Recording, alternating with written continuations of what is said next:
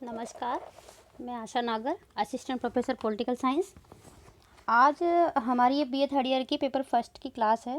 प्लेटो के बारे में मैं इससे पहले प्लेटो का शिक्षा सिद्धांत, प्लेटो का न्याय सिद्धांत, प्लेटो का आदर्श राज्य से संबंधित वीडियो अपलोड कर चुकी हूँ कॉलेज के चैनल पर, गवर्नमेंट कॉलेज दिल्ली के यूट्यूब चैनल पर। लेकिन मैं इसका जो जीवन परिचय वाला जो वीडियो है आज डाल रही हूँ, वो भी इसलिए कि जीवन परिचय में ज़्यादा इम्पोर्टेंट क्वेश्चन नहीं आते हैं। कुछ चीज़ें हैं जैसे कि इसकी बुक्स हैं, इसकी विचार हैं, उन पे ज़्यादा क्वेश्चन आते हैं, लेकिन फिर भी हमें इसके बारे में कुछ सरसरी जानकारी होनी चाहिए। तो हम आज इसके जीवन परिचय के बारे में इस वीडियो में चर्चा करेंगे, धीरे धीरे से, आराम से। जो प्लेटो है, प्लेटो को दर्शन शास्त्र और राजनीतिक चिंतन का प्रथम प्रवर्तक माना जाता है। राजनीति मतलब पहली बार पूरे विश्व में राजनीतिक जो चीज़ें हैं, राजनीतिक जो विषय है, उस पर सबसे पहले चिंतन प्लेटो ने ही किया था। इससे पहले किसी ने नहीं किया। जैसे हमारे भारत में मनु ने किया था, वैसे ही विश्व लेवल पर प्लेटो ने किया था।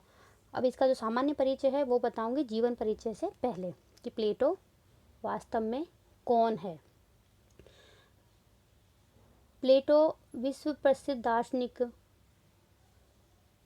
जो संसार में है उनमें से गिने चुनों में से एक है, जिनके विचार देश काल की सीमाओं को पार कर सर्वदेशीय तथा सर्वकालिक बन चुके हैं।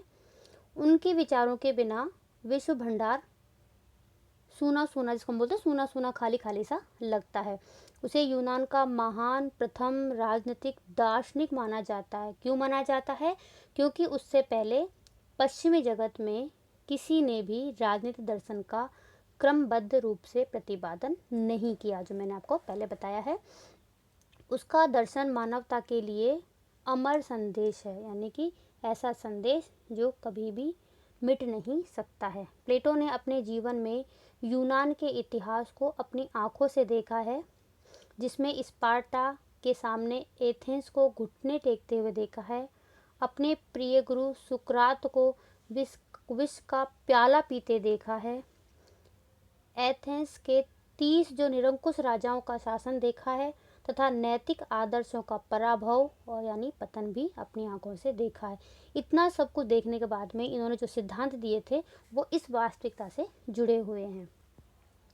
सार्वजनिक क्षेत्र की इन बुराइयों को दूर करने के लिए उसने जो विचार दिए, उनमें जैसे दार्शनिक राजा सिद्धांत है, आदर्श राज्य का सिद्धांत है, न्याय का सिद्धांत है, शिक्षा का सिद्धांत है, इन सब पर उसके समय का स्पष्ट प्रभाव नज़र आता है। अब आते हैं हम इनके जीवन परिचय पर, कि इनका जीवन कैसा था और ये किस राज्य घराने से या किन लोगों से संबंधित थे। तो सबसे पहले बात करते हैं इनका जन्म का। जन्म कब हुआ था? तो प्लेटो का जन्म एथेंस के कुलीन परिवार में हुआ था 428 ईसा पूर्व, यानी ईसवी पूर्व। इनके पिता एरिस्टोन एथेंस के अंतिम सम्राट कार्डरस के एक वंशज थे। इनकी माता परिकटिओन, इसको हम हिंदी में ऐसे बोलते हैं, किट यानी वहाँ की लैंग्वेज में है, एथेंस के प्रसिद्ध स्मृतिकार सोलन के घराने की थी। ठीक है। अब इनका कई बार एग्जाम में पूछ लेते हैं कि प्लेटो का वास्तविक नाम क्या था। तो इनका वास्तविक नाम था अरिस्टोक्लीज। अब इनका नाम, फिर ये पूछते हैं कि वास्तविक नाम दूसरा था, तो इनका प्लेटो नाम कब पड़ा और क्यों पड़ा, मतलब प्लेटो नाम क्यों पड़ा। तो प्लेटो था वो शरीर से हष्ट पुष्ट सुडौल सुंदर शरीर वाला था। इसकी वजह से उनका एक व्यायाम गुरु था, उसने उसका नाम प्लेटो रख दिया था। प्लेटो यही नाम से फिर बाद में वो प्रसिद्ध हुए थे। यानी इनके शरीर पुष्ट था, खूब चौड़े कंधे थे, इनके कारण वहाँ पर ऐसे दिखने वालों को प्लेटो बोलते थे, इसलिए गुरु ने उनको प्लेटो बोल दिया है। अब जन्म से ही जो प्लेटो थे क्रांतिकारी विचारों वाले थे। माता पिता का मतलब राजनीतिक परिवेश शुरू से उनको मिला था, यानी वो राजघरानों के वंशज थे, इसलिए इस कारण वे सक्रिय राजनीति में आना चाहते थे, किंतु समय व परिस्थितियों तथा मुख्यतः अपने प्रिय गुरु सुकरात की एथेंस के जनतंत्रीय सरकार द्वारा 399 ईसा पूर्व 399 ईसा पूर्व निर्मम हत्या कर दी थी। उससे उनको बहुत बड़ा आघात लगा था और उन्होंने अपनी राजनीति में प्रवेश की सारी योजनाएं कैंसिल कर दी और कुशल राजनीतिज्ञ के बजाय महान राजनीतिक चिंतक वो बन गए, क्योंकि इसी घटना के बाद सक्रिय राजनीति व प्रजातंत्र से उनका विश्वास उठ गया था।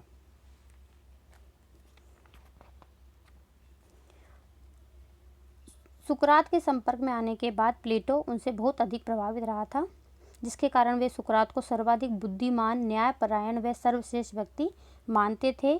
सुकरात के प्रभाव में ही उन्होंने नगर राज्य की सहभागिता छोड़कर चिंतन व दर्शन की आराधना को अपने जीवन में, आराधना के लिए अपना जीवन को समर्पित कर दिया था।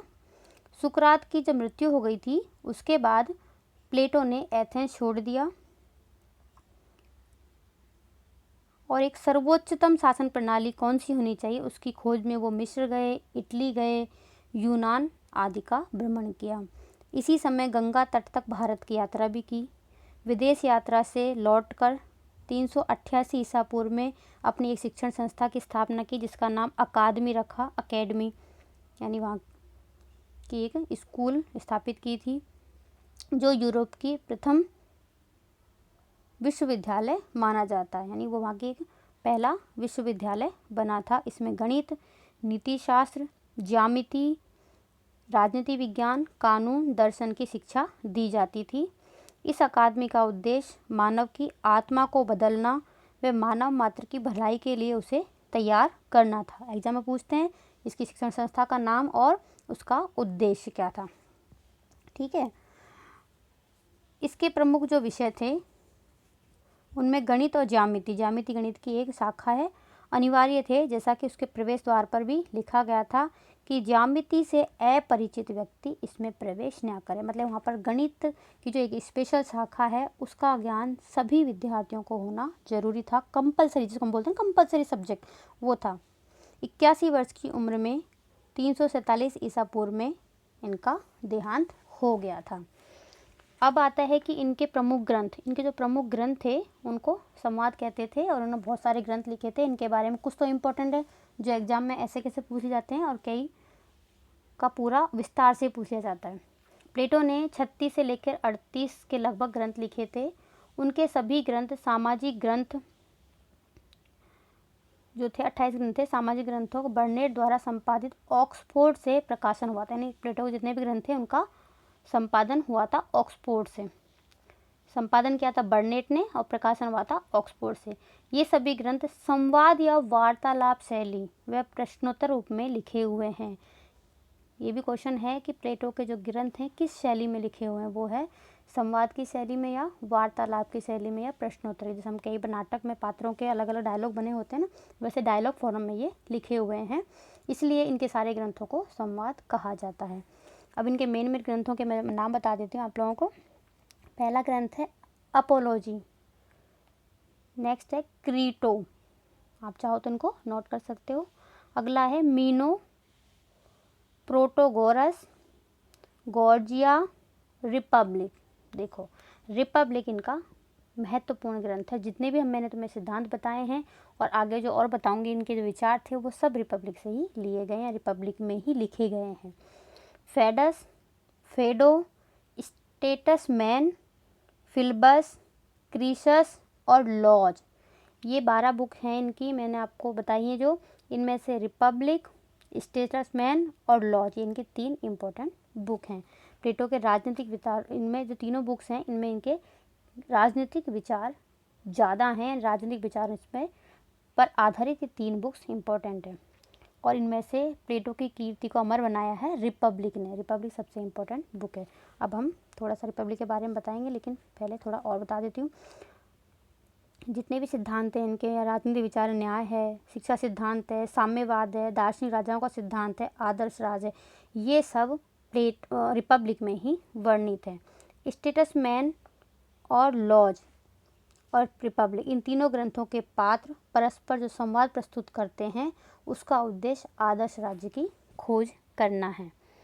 नेक्स्ट हम इसमें देखेंगे कि प्लेटो की शैली व अध्ययन पद्धति कैसी थी, यानी पढ़ाने का, लिखने, पढ़ाने का तो खैर नहीं, लिखने का जो उनका जो ग्रंथ लिखने का जो शैली थी, उनकी अध्ययन करने की, कराने की जो पद्धति थी वो कैसी थी। प्लेटो की शैली पहले बताए ऊपर संवाद और वार्तालाप शैली है। ये घटनाओं के आधार पर सिद्धांतों का नियमीकरण नहीं करते थे, बल्कि किसी विचार विशेष को लेकर उसका विश्लेषण व परीक्षण करते थे और इस परीक्षण से प्राप्त विभिन्न विचारों को बार बार परीक्षा करके अंत में सत्य की प्रतिस्थापना करते थे। उनकी इस अध्ययन पद्धति को रचनात्मक पद्धति कहा जा सकता है, जो बौद्धिक दृष्टि से सृजनात्मक थी।